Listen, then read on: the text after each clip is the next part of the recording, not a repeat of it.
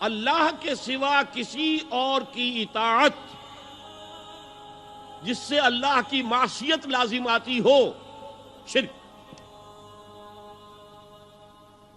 لا طاعت لمخلوق فی معصیت الخالق، مخلوق میں سے کسی کی اطاعت نہیں ہوگی کہ اس معاملے میں جس میں خالق کی معصیت لازم آ رہی۔ ہاں، خالق کے احکام کے اندر اندر والدین کا حکم بھی مانو، اطاعت کرو، اساتذہ کا حکم مانو، کسی اور کو اپنا لیڈر مانا ہے اس کا حکم مانو، لیکن ناٹ بیونڈ۔ وہ جو سرکل ہے کتاب و سنت کا، اس سے باہر نہیں۔ لا طاعت لمخلوق فی معصیت الخالق، یہ آپ الجبرے کے فارمولے کے طور پر اپنے سامنے رکھیے۔ اب اسے اپلائی کیجئے، جیسے فارمولوں کے ذریعے سے پھر بڑے بڑے وہ سم جو ہے وہ حل کیے جاتے تھے سوالات۔ صبح کا وقت ہے، آنکھ بھی کھلی ہے، کوئی اذان کی آواز بھی کان میں آئی ہے، آپ کا نفس کہتا ہے ابھی سو جی۔ آپ نے اپنی چادر یا کمبل کو درست کیا اور کروٹ لی اور سو گئے۔ یہ کیا ہے؟ آپ نے کس کا حکم پیچھے پھینکا اور کس کا حکم مانا؟ اللہ کے حکم کو پیچھے پھینک دیا، نفس کے حکم کو آگے رکھ۔ یہ شرک، اس شرک کو جاننے والے بہت کم ہیں۔ مولانا روم نے خوب کہا تھا، نفس ما ہم کم ترس فرعون نیست لیکن اورعون ایراعون نیست۔ میرا نفس بھی فرعون سے کم نہیں ہے۔ فرعون نے کہا تھا نا، الیس لی ملک مصر وہذہ الانہار تجری من تحتی، کیا اس ملک مصر کی حکومت میری نہیں ہے؟ اور سارا جو یہ آپ پاشی کا نظام ہے، انہار کا نظام ہے، وہ میرے کنٹرول میں نہیں ہے؟ جس کا چاہوں موگا کھلا رکھوں، جس کا چاہوں بند کر دوں۔ یہ تھا خدائی کا دعویٰ، انا ربکم الاعلی۔ تو مولانا روم کہتے ہیں میرا نفس بھی اس سے کمتر نہیں ہے۔ وہ کہتا یہ جسم میرا ہے، اس پر میرا حکم چلے گا، میں نہیں جانتا کون اللہ کون رسول، کیا حرام کیا حلال۔ تو فرعون سے کم تو نہیں ہے میرا نفس، لیکن اورعون اس کی بہت مدد تھی، فوج تھی، لاؤ لشکر تھا، تو اس نے زبان سے بھی کہہ دیا کھل کر انا ربکم الاعلی۔ میں مسکین ہوں، غریب ہوں، میرے پاس کوئی طاقت نہیں ہے، میں زبان سے تو کچھ نہیں کہہ سکتا، اندر سے میرا نفس یہی کہتا۔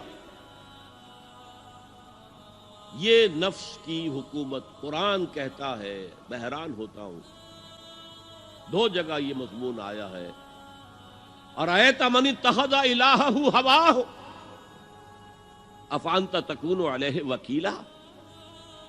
اے نبی تم نے دیکھا اس شخص کو، اس کے حال پر غور کیا جس نے اپنی خواہش نفس کو اپنا الہ بنا لیا ہے۔ اللہ اکبر، الہ، لا الہ الا اللہ، کلمہ توحید کا مرکزی لفظ یہاں آ رہا ہے، من اتخذ الہہ ہواہ، جس نے اپنی خواہش نفس کو اپنا معبود بنا لیا، الہ بنا لیا۔ افانت تکون علیہ وکیلا، کیا آپ ایسے شخص کی کوئی ذمہ داری لے سکتے ہیں؟ سود حرام ہوا کرے جی، حرام ورام، ہمارا دھندا جو ہے وہ آگے بڑھ نہیں سکتا۔ تو اللہ کے حکم کو پیچھے ڈالا، نفس کے تقاضے کو آگے رکھا۔ کون معبود ہے آپ کا؟ نام عبداللہ رکھیے، نام عبد الرحمن رکھیے، ہے عبد النفس، نفس کے بندے، نفس کے غلام۔ یہ میں نے یوں سمجھیے کہ جیسے میں نے ہجرت اور جہاد کی ڈیفینیشنز کی تھی۔ ہجرت کا بیس کیا ہے؟ پوچھا گیا ایو الہجرت افضل یا رسول اللہ، اے اللہ کے رسول بتائیے سب سے اعلیٰ ہجرت کون سی ہے، افضل؟ فرمایا ان تہجر ما کرہ ربک، ہر اس چیز کو چھوڑ دو جو تمہارے رب کو پسند نہیں۔ آج رات ہی سے آپ ہجرت شروع کر سکتے ہیں۔ جائزہ لیجئے کیا کیا چیزیں میری زندگی میں خلاف شریعت ہے، تو اللہ کو ناپسند ہے، فیصلہ کیجئے کہ آج کے بعد نہیں ہوگی۔ ہجرت شروع ہو گئی، افضل الہجرہ، سب سے افضل ہجرت شروع ہو گئی۔ لیکن ٹاپ پر لے جائیے تو یہ ہجرت جب اللہ کے دین کو قائم کرنے کی جدوجہد اس مرحلے پر آ جائے کہ اب باطل کے ساتھ ٹکراؤ ہے اور اب چاہیے کہ ساری قوت ایک مرکز پر جمع ہو جائے، ہجرت فرض کر دی گئی، وہ ہجرت گھر بار چھوڑ کر، اہل و عیال کو چھوڑ کر، اور مکے کے بھیڑیوں کے رحم و کرم پر چھوڑ کر اپنے گھر والوں کو جو لوگ ہجرت کر کے آئے، حکم تھا۔ ہجرت مدینہ فرض تھی، ہجرت حبشہ فرض نہیں تھی، صرف اجازت تھی کہ جن سے سختیاں نہیں جھیلی جا رہی مزید وہ چلے جائیں۔ تو ہجرت کا یہ ابتدائی نقطہ، انتہا یہ جہاد، المجاہد من جاہد نفسہ، جہاد تو یہاں سے شروع ہو گیا، اپنے نفس کے خلاف جہاد کرنا۔ صبح نفس نے کہا ابھی سو جاؤ، آپ نے نفس کی بات کو رد کیا، اپنا کمبل اٹھا کے پھینکا، اٹھے، وضو کیا، نماز کے لیے آپ مسجد چل دیے، آپ نے جہاد کیا نفس کے خلاف۔ یہ افضل الجہاد ہے، اور سب سے چوٹی اوپر یہ ہے کہ جب وہ حق و باطل کی جنگ ہو تو جان ہتھیلی پر رکھ کر میدان میں حاضر ہو جاؤ۔